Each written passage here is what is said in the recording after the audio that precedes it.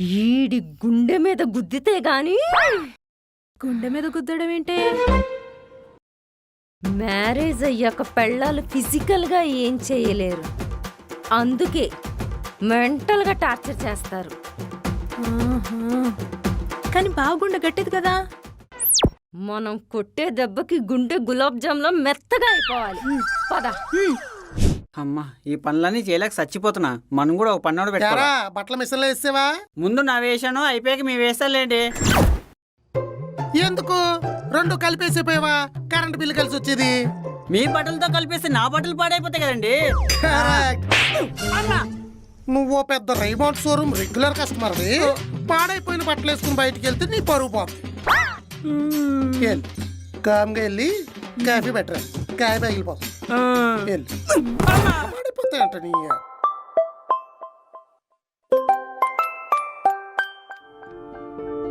ఈ డొడ్డికి టైం అయిపోయినట్టుంది. ఎత్తకూడదు. ఎక్కడున్నాడు? యారా ఎలా ఉన్నావు? మొన్నే కదరా ఫోన్ చేసావు. మళ్ళీ గుర్తొచ్చావులావా?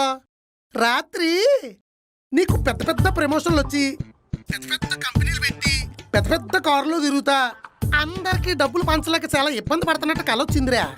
ఎంత కావాలేంటి? ఎలా తెలిసిపోయింది ఏంటి? ఫోన్ చేసినప్పుడల్లా డబ్బులే అడుగుతున్నావు. అప్పుకి తప్పుకి ఓ అలవాటు ఉందిరా.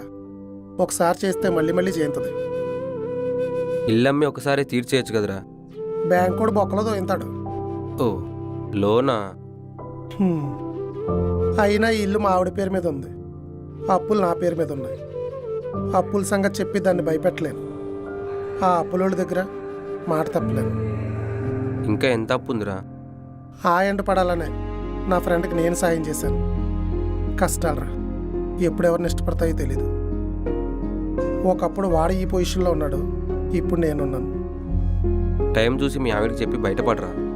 అరే బాబ్జీ, సలహాలు ఇచ్చే స్నేహితులు చాలా మంది ఉన్నారా, కానీ నీలా సాయం చేసే వాళ్ళే చాలా తక్కువ ఉన్నారు.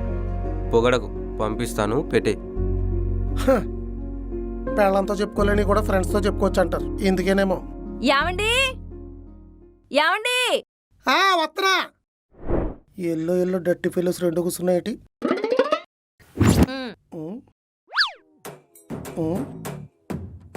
సుక్కల ముగ్గు ఉన్నాయి. ఇలా ప్రాజెక్ట్ లో బగ్గుల గురించి తెలియదు గాని ముగ్గుల గురించి బాగా తెలుసు మీకు.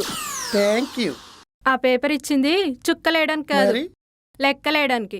లెక్కలా? అదే శ్రావణ మాసం వరలక్ష్మి వ్రతం చెయ్యాలి కదా. పూజా సామాగ్రి లెక్కలు, కిరాణా సరుకులు లెక్కలు, కాలనీలో వాళ్ళకిచ్చే వాయినా లెక్కలు, దాన ధర్మాల లెక్కలు. అశ్వమేధ యాగం ఏమన్నా చేస్తున్నారా? వ్రతం మితంగా చేయండి. అమితంగా చేస్తే ఫోటోలో ఉన్న లక్ష్మీదేవి చేతిలోంచి డబ్బులు వస్తాయో లేదో తెలియదు, కానీ నా చేతిలో లక్ష్మి మాత్రం కిరాణా కొట్టుకి బట్టల కొట్టుకి పోద్ది. లక్ష్మీదేవి వెళ్ళిపోయేంత లగ్జరీగా ఏం చేయట్లేదులేండి. అయితే ఓకే. ఏదో 1,00,000 రూపాయల చేస్తున్నాం. 1,00,000 రూపాయలా? కాదు, 1,00,000 రూపాయలు. నువ్వంత శాంతంగా చెప్పినా ఒకటి పక్కన సున్నాలేం తగ్గో.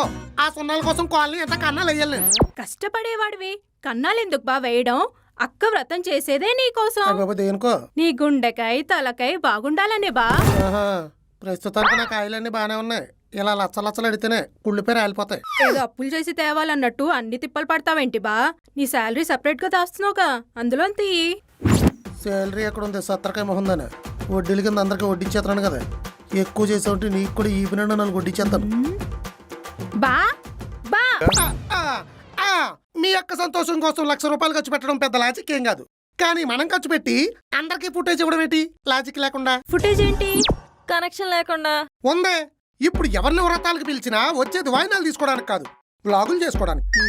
కష్టపడి ఖర్చు పెట్టి పుణ్యం కోసం పాపం మీరు వ్రతాలు చేస్తుంటే గోప్రో కెమెరాలో గొడుగు లైట్లు వేసుకొచ్చి వీడియోలు ఆలు తీసుకుంటున్నారు.